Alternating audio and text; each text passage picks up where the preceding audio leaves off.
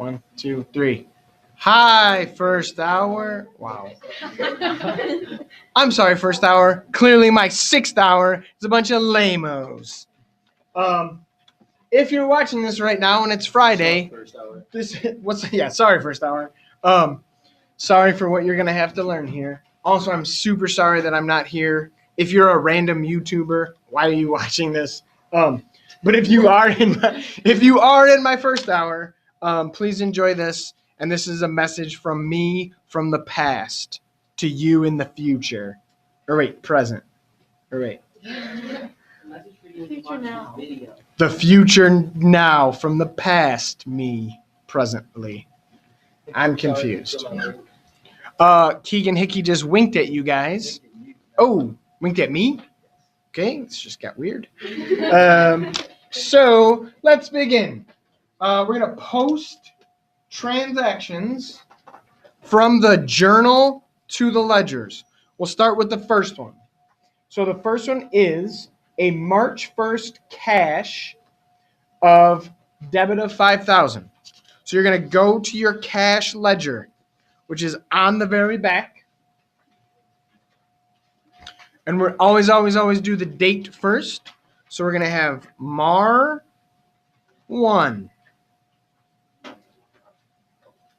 This is coming from the General Journal, page 1. So it's going to be G1.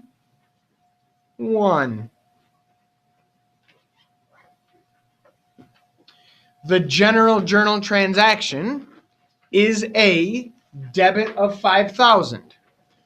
So we'll put the 5,000 in the debit. We currently have no balance. So a debit of 5,000 plus nothing is going to be a debit balance of 5,000. 5, 0, 0, 0. So if this was your checking account, you opened your checking account and you deposited 5,000, which means your balance is now 5,000. Now, the last thing you have to do is use the account number, which is 110, and post it right here in the posting reference number. Ta-da! I'm going to use red pen so it stands out. Okay? So if you have a general journal page and there's already a posting reference number, that signifies to you, the accountant, that this transaction has already been posted. It has been accounted for. Ba-dum-tsh. So, let's do the next one. On March 1st, we have a capital credit of 5,000 from the G1. So, March 1st, capital 5,000 credit, G1. Let's find the capital ledger. Okay. So Leonard Kwiatkowski Capital, account 310, and this is occurring on March 1st. We are pulling this transaction from the General Journal, page 1, G1. It was a credit 5,000. Our balance was 0. So now our capital balance is 5,000. So if we go all the way back to day 1 or day 2 and we talked about ALLO, assets equals liabilities plus owner equity. Here's owner equity, credit 5,000. Here's asset, debit 5,000. Debit equals credit.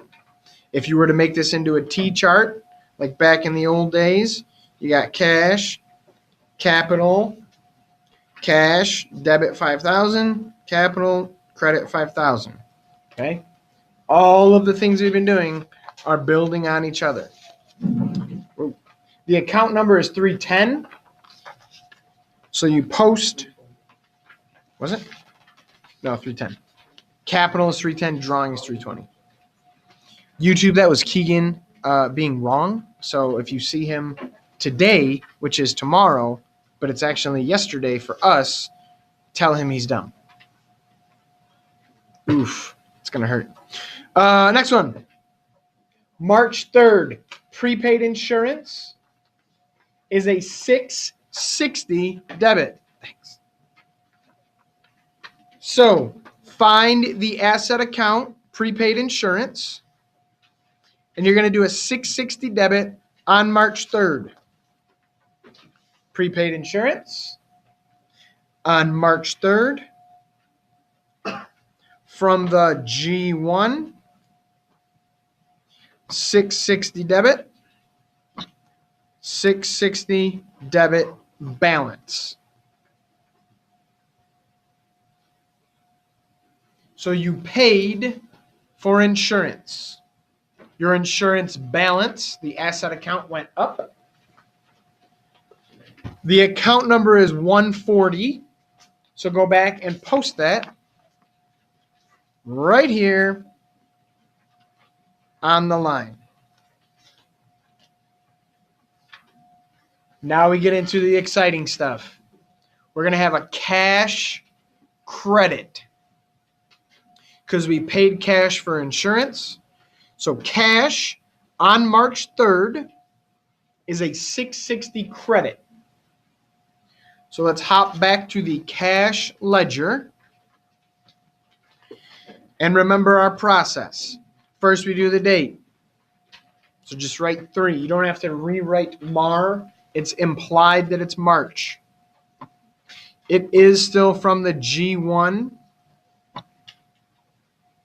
And in the transaction, cash was a $660 credit.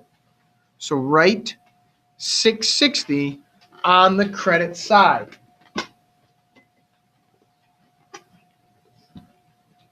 So if we had a balance of $5,000 and then we paid $660, how much do I have left? $43.40. So you have a $43.40 debit balance. Okay?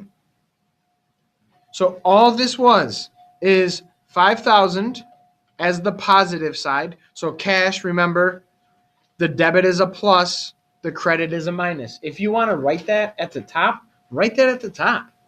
And then this is just the product or the sum or the transaction or whatever it is. I'd like to edit that part out because I don't know what I just said. You just do whatever you have to do, add or subtract, and then get the answer right here. So you put in $5,000 to your checking account. You paid $660 for insurance. Now you have $43.40. Should, keyword should, you ever have a balance in the credit side of cash? Yes or no? What would that mean in real life if your balance was on the credit side, quote unquote? Yeah, you're negative or you're in debt.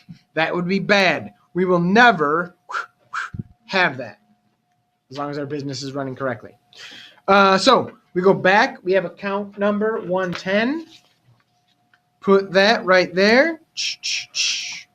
And we have completed 4 postings, 2 transactions from the general journal. Let's do the next one. On March 4th, looks like we bought supplies on account. How much did we buy? $78 worth. So go to supplies. Supplies currently has a 0 balance. This occurred on March 4th. It's from the G1. And supplies was a $78 debit, which brings the balance to $78.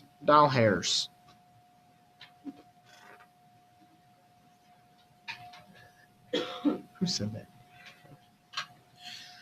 So, account number 130, that goes back on the general journal. 130. That signifies to you, the accountant, that you have posted this. The next one is an account payable, a liability to Joshua Supplies. It's a $78 credit. So let's flippity flop over to the account payables, Joshua Supplies. And this happened on March 4th, Mar 4. It was on the General Journal, page 1, so G1. And it was a $78 credit on the General Journal, which brings the balance to $78.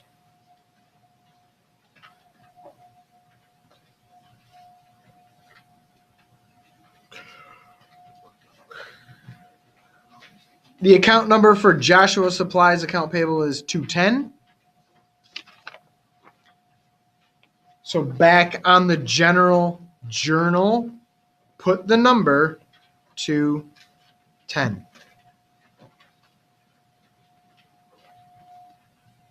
We're going to do one more together, and then I'm going to have you try one by yourself. So this next one says, March 8th, we have a cash debit and a sales credit. Who can tell me what happened in real life for this transaction? They sold something. Yeah, sold something, received cash. Received cash from sales, cash goes up, sales goes up. So on the 8th, we have a $675 debit to cash. So hop over to the cash ledger. And I think it was on the 8th. Yep. From the General Journal, page 1. We have a debit of $675.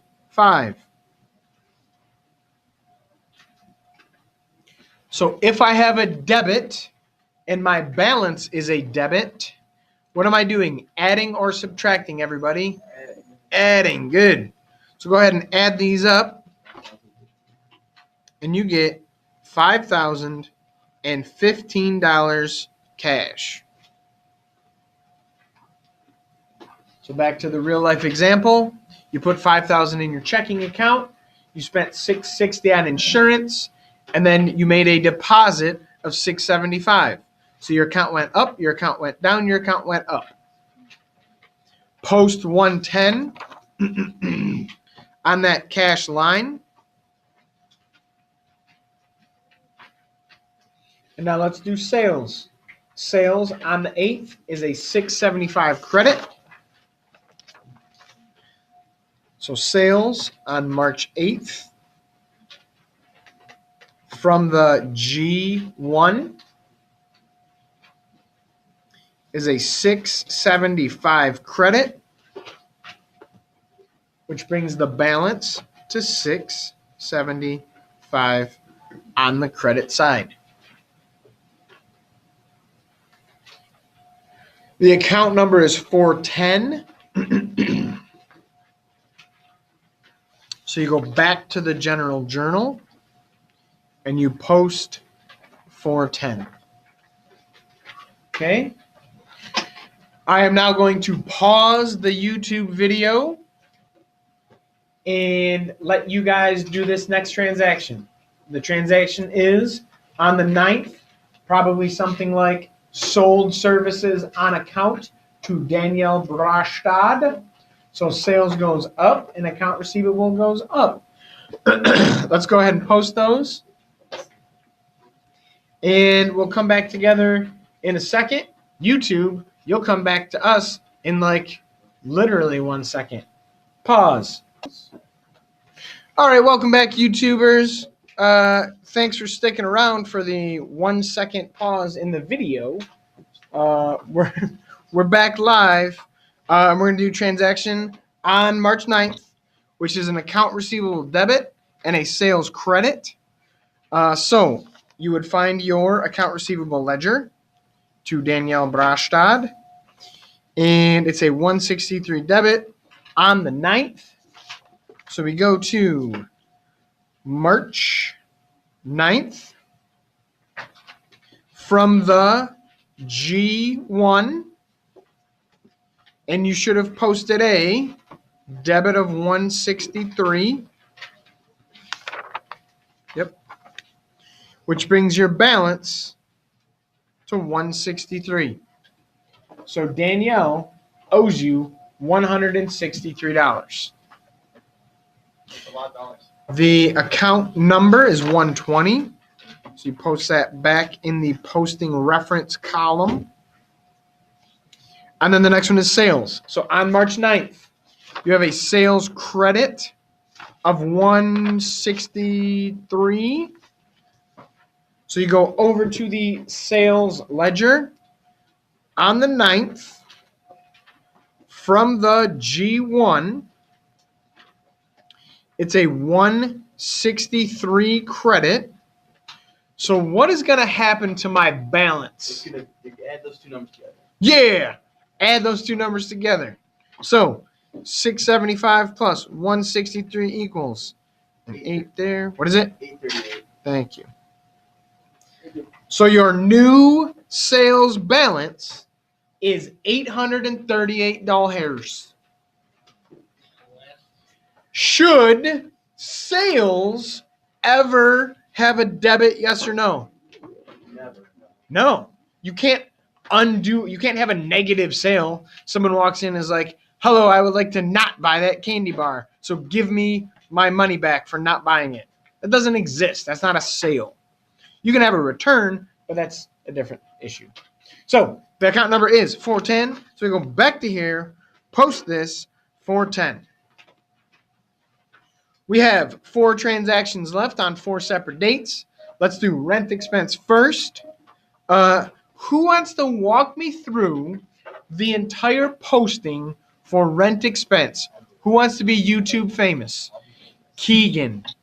So, walk me through it nice and loud so YouTubers at home can hear you. Hey, first hour, this is Keegan Hickey coming at you live. For rent expense, Yep. It's debited 375 on the rent loan. So you go to rent expense. Yep. You put 375 on the debit side, Okay. 375 on the debit balance side. Yep. G1 in the post rent. Yep. Date March 12th. Yep. And then the other thing, which was cash, you do the opposite. Ooh, okay. 375 on the credit side. Look. I put 510. Okay. Yep. Put 510. All right. So you're going to walk us through cash too. I like it. So cash, what am I doing? Adding 375 to cash on the credit side. 375 on the credit side. Good. And then taking 370 away from the debit on the balance side. So we're subtracting. Yep. Okay. And what do you get? 4,640.